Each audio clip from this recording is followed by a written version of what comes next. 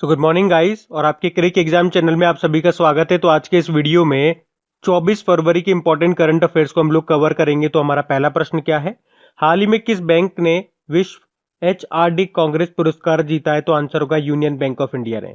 तो 29th global HRD Congress पुरस्कारों में यूनियन बैंक ऑफ इंडिया को मानव संसाधन में सर्वश्रेष्ठ सेवा प्रदाता से सम्मानित किया है, और साथ ही में सीखने और विकास में उत्कृष्टता के लिए सर्वश्रेष्ठ संस्थान से भी उसे सम्मानित किया गया है।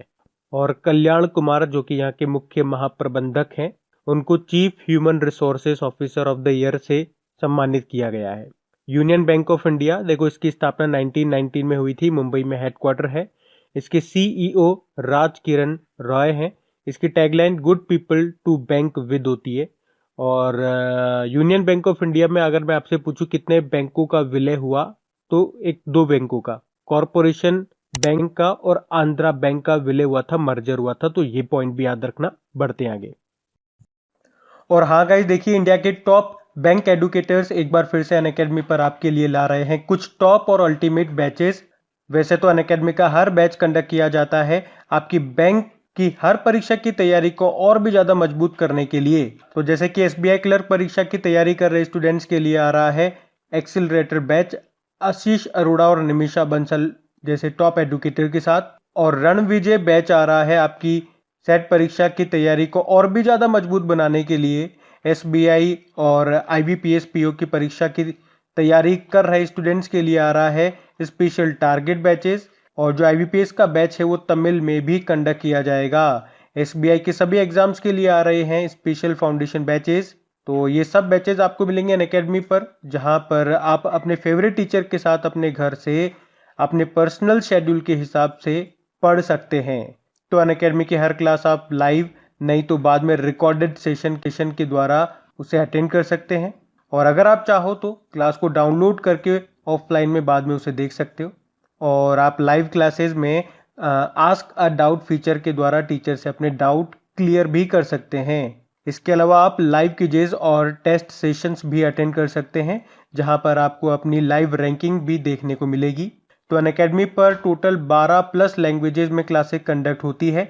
तो आप अपनी फेवरेट भाषा में क्लास अटेंड कर सकते हैं।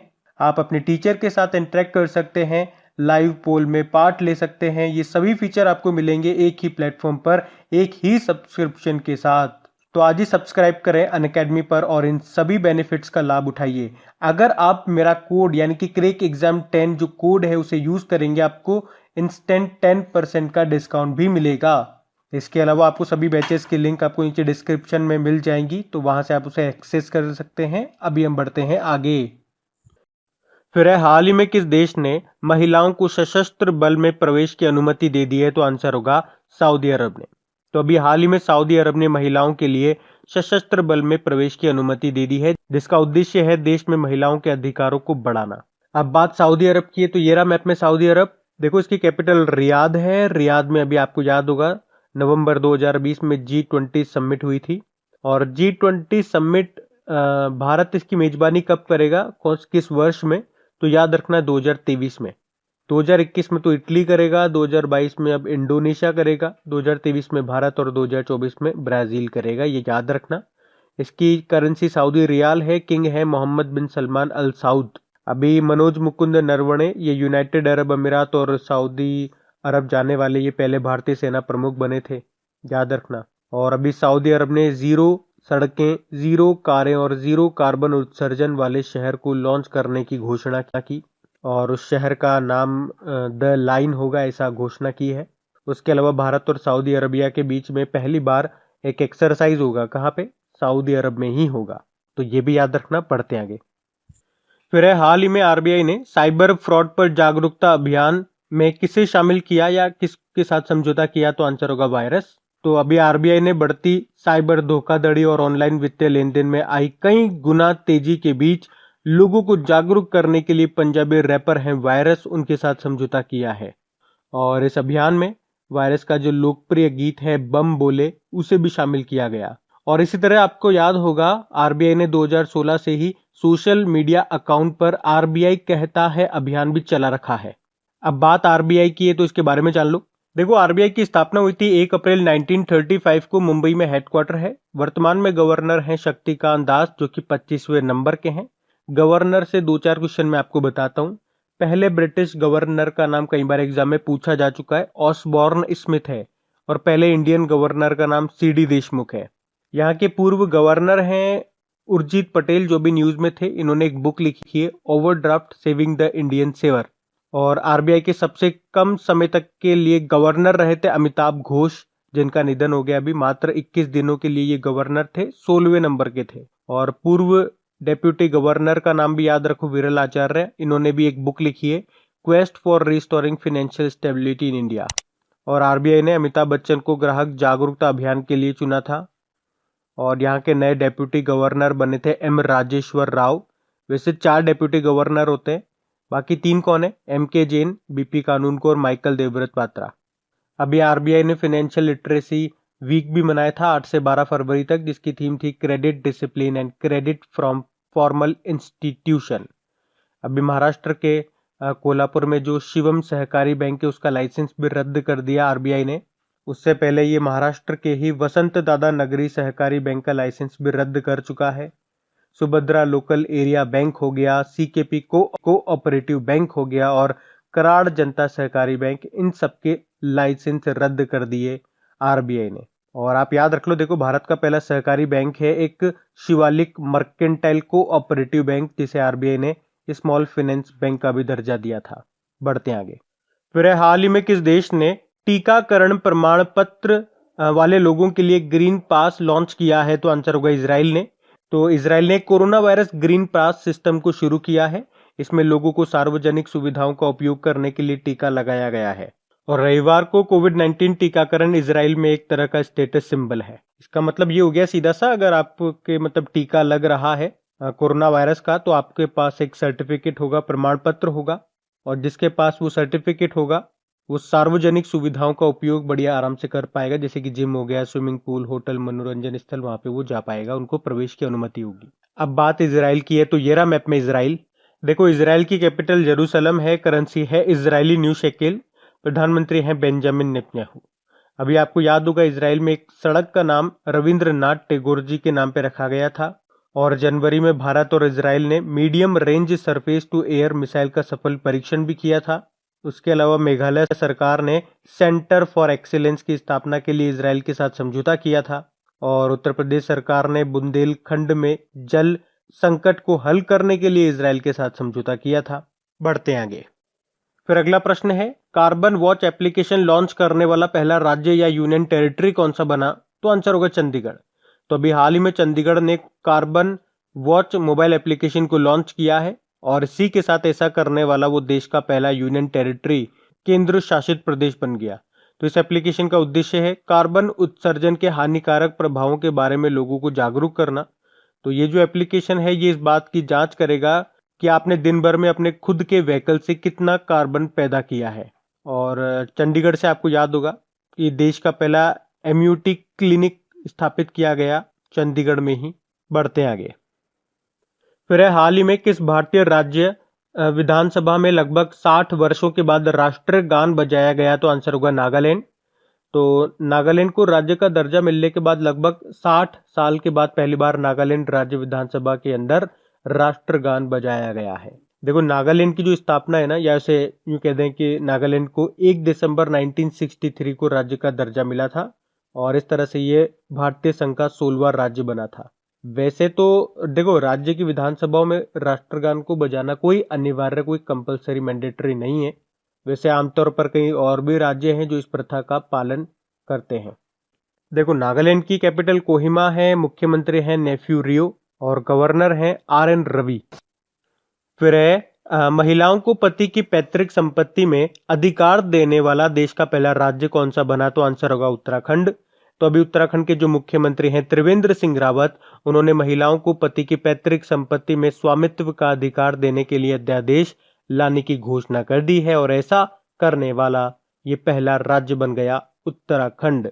देखो, आपको बता दूं कि संपत्ति के अधिकार को 1978 में 44वें संविधान संशोधन के द्वारा मौलिक अधिकार से विधिक अधिकार में परिवर्तित कर दिया गया था। और 44वें संविधान संशोधन से पहले यह अनुच्छेद 31 के अंतर्गत एक मौलिक अधिकार था, परंतु इस संशोधन के बाद इस अधिकार को अनुच्छेद 300A के अंतर्गत एक विधिक अधिकार के रूप में स्थापित किया गया। अब बात उत्तराखंड की है, तो ये रहा मैप में उत्तराखंड। देखो इसकी जो है वो 2 कैपिटल है। देहरादून इसकी विंटर कैपिटल है, तो इसकी ग्रीष्मकालीन समर कैपिटल गैरसैंण है। मुख्यमंत्री त्रिवेंद्र सिंह रावत और गवर्नर हैं बेबी रानी मौर्य। नए यहाँ के चीफ जस्टिस बने थे राघवेंद्र सिंह चौहान। याद रखना उत्तराखंड के नैनीताल में शिवालिक रेंज की प्रजातियों के संरक्षण के लिए बॉटनिकल गार्डन बनाया जाएगा। और उत्तराखंड में अभी एक दिन की मुख्यमंत्री बनी थी जिनका नाम है सृष्टि गोस्वामी, और मुख्यमंत्री ने उत्तराखंड के पहले बाल सुलभ पुलिस स्टेशन का भी उद्घाटन किया था। उसके अलावा मनरेगा के तहत कार्य दिवसों की संख्या को 100 से बढ़ाकर कितना कर दिया उत्तराखंड सरकार ने, 150 कर दिया। अभी इन्होंने घाट पेयजल योजना शुरू की थी। और भारत का पहला पॉलिनेटर पार्क ये उत्तराखंड में स्थापित किया जाएगा। उसके अलावा पहला मोस गार्डन ये विकसित किया जाएगा नैनीताल जिले में, उत्तराखंड के नैनीताल जिले में। बढ़ते हैं आगे। फिर अगला प्रश्न है, किस देश के सुप्रीम कोर्ट ने आर्टिफिशियल इंटेलिजेंसी बेस्ड अनुवाद सॉफ्टवेयर जिसका नाम है अमर वशा उसको लॉन्च किया? तो आंसर होगा बांग्लादेश ने। तो अभी बांग्लादेश के सर्वोच्च न्यायालय ने अंग्रेजी से बांग्ला में अदालती आदेशों और निर्णयों का अनुवाद करने के लिए ये सॉफ्टवेयर जिसका नाम है अमर वशा उसको शुरू किया है। ये जो सॉफ्टवेयर है ये आर्टिफिशियल इंटेलिजेंसी पर बेस्ड है, और इस सॉफ्टवेयर को भारत की एक संस्था है स्टेप फाउंडेशन उसके साथ मिलकर तैयार किया गया है। अच्छा, इसी तरह से मैं आपको बता दूं कि हमारे देश में भी 2019 से हमारे जितने भी हाई कोर्ट्स हैं उनमें अपने आदेशों को भारतीय भाषाओं में बदलने के लिए सुवास नाम से अनुवाद सॉफ्टवेयर का इस्तेमाल किया जा रहा है। लेकिन यहाँ पे तो बांग्लादेश की बात है, तो ये रहा मैप में बांग्लादेश। देखो बांग्लादेश की कैपिटल ढाका है, बिम्स्टेक का हेडक्वार्टर भी ढाका में है, करेंसी है टका, प्रधानमंत्री हैं शेख हसीना और अब्दुल हामिद यहाँ के प्रेसिडेंट है। अभी आपको बता दूं जुलाई 2021 में जो 45वें कोलकाता इंटरनेशनल बुक फेस्टिवल होगा उसमें फोकल थीम देश है बांग्लादेश। उसके अलावा 2021 में भारत के रिपब्लिक डे परेड में बांग्लादेश के सशस्त्र बलों ने हिस्सा लिया था। और ढाका मैराथन जो 2021 हुई थी उसमें भारत की जिगमेट डोलमा जो कि लद्दाख से हैं ये 4थे स्थान पर रही थी। और इस बार हो चुके हैं 51वें international film festival of India, कहाँ पे? गोवा में हुए थे। उसमें फोकस देश कौन सा था? बांग्लादेश था। बढ़ते आगे। फिर अगला प्रश्न है, हाल ही में मृदा स्वास्थ्य कार्ड दिवस ये कब मनाया गया? तो आंसर होगा 19 फरवरी को। तो मृदा स्वास्थ्य कार्ड योजना की शुरुआत और योजना के लाभों के बारे में जागरूकता पैदा करने के लिए इसे मनाया जाता है।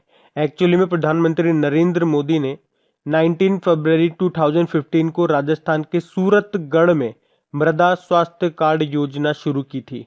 और इस योजना का उद्देश्य है हर 2 साल में किसानों को मृदा स्वास्थ्य कार्ड जारी करना ताकि मृदा यानी कि मिट्टी में पोषण संबंधी कमियों को दूर किया जा सके। एक वर्ल्ड सॉइल डे भी होता है, विश्व मृदा दिवस, वो 5 दिसंबर को मनाते हैं, तो वो भी याद रखना। बढ़ते आगे। फिर अगला प्रश्न है, भारत में स्वास्थ्य क्षेत्र में अनुसंधान को बढ़ावा देने के लिए CSIR ने किसके साथ समझौता किया? तो आंसर होगा bill and Melinda Gates foundation के साथ। CSIR मतलब council of scientific and industrial research, और इसने bill and Melinda Gates foundation के साथ भारत में स्वास्थ्य अनुसंधान के विकास और प्रचार के लिए समझौता किया है। Bill and Melinda Gates foundation की बात करेंगे, इसका उद्देश्य है स्वास्थ्य सेवाओं को बढ़ाना और दुनिया भर में अत्यधिक गरीबी को कम करने के लिए शैक्षिक अवसरों का विस्तार करना। बिल गेट्स का फाउंडेशन है ये, उनके और उनके वाइफ के नाम से। बढ़ते आगे। फिर हाल ही में भारत और किस देश की नौसेनाओं ने अरब सागर में पैसेक्स अभ्यास का आयोजन किया? तो आंसर होगा इंडोनेशिया। तो भारतीय नौसेना और इंडोनेशिया की नौसेना ने अभी 18 फरवरी को अरब सागर में पैसेक्स एक्सरसाइज का आयोजन किया था। और इसमें भारतीय नौसेना का तो INS तलवार जहाज और इंडोनेशिया के KRI बुंग तोमो ने इसमें हिस्सा लिया। अब बात इंडोनेशिया की है, तो ये रहा मैप में इंडोनेशिया। देखो इंडोनेशिया की जो अभी तक कैपिटल थी वो जकार्ता थी, जहां पे आसियान का हेडक्वार्टर आपको मिलेगा। और अब बोर्नियो द्वीप में ईस्ट कालिमंतन शहर में इसकी जो कैपिटल है उसको शिफ्ट कर दिया गया। प्रेसिडेंट जोको विडोडो है। अभी जो ट्रिप एडवाइजर की रिपोर्ट आई थी उसमें दुनिया भर के पर्यटकों के लिए सबसे पसंदीदा शहर रहा इंडोनेशिया का बाली। इंडोनेशिया में भी सबसे सक्रिय ज्वालामुखी था कौन सा? Mount Merapi. इंडोनेशिया में दुनिया की सबसे पुरानी ज्ञात गुफा चित्रकला भी पाई गई थी। अच्छा, इंडोनेशिया में भारतीय राजदूत कौन है? मनोज कुमार भारती है। बढ़ते हैं आगे। फिर अगला प्रश्न है, अभी हाल ही में HSBC ने वित्त वर्ष 2022 के लिए भारत की जीडीपी ग्रोथ रेट कितना रहने का अनुमान लगाया? तो आंसर होगा प्लस का 11.2%। उसके अलावा अगर आपसे पूछा जाए वित्त वर्ष 2020-21 के लिए इसने जो जीडीपी ग्रोथ रेट रहने का अनुमान लगाया था वो था माइनस का 6.3%। HSBC इसका हेडक्वार्टर लंदन यूके में है और इसके संस्थापक हैं थॉमस सदरलैंड। तो अब बात करेंगे कल के वीडियो में पूछे गए प्रश्न के उत्तर की। तो कल के वीडियो में आपसे पूछा था, अभी ऑस्ट्रेलियन ओपन जो हुए थे उसमें वुमेन सिंगल का टाइटल किसने जीता? नाओमी ओसाका ने जीता है, जापान की प्लेयर है। और मेन सिंगल का टाइटल जीता सर्बिया के टेनिस प्लेयर नोवाक जोकोविच ने। तो अभी आप सभी ने प्रश्न का बिल्कुल सही उत्तर दिया है। और गाइज, अगर वीडियो अच्छा लगा हो तो इसे लाइक जरूर करना, अपने दोस्तों के साथ में शेयर जरूर करा करें वीडियो। जो भी आपका व्हाट्सएप ग्रुप हो गया, स्टडी ग्रुप हो गया, वहां पे प्लीज वीडियो के लिंक को शेयर जरूर करें।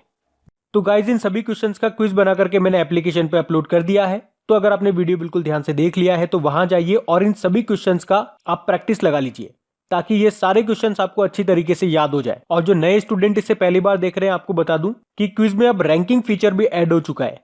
तो अगर आप कम समय में ज्यादा से ज्यादा क्वेश्चन राइट करते हो तो आपका नाम आपके फोटो के साथ टॉप 10 स्टूडेंट्स में आपको दिखाई देगा। आपको ही नहीं, जितने भी लोग क्विज लगाएंगे उन सबको दिखाई देगा कुछ इस तरीके से, ताकि आपको भी एक अंदर से मोटिवेशन मिल सके कि आपको भी यहां तक पहुंचना है, ताकि सब लोग आपको टॉप 10 में देख सकें।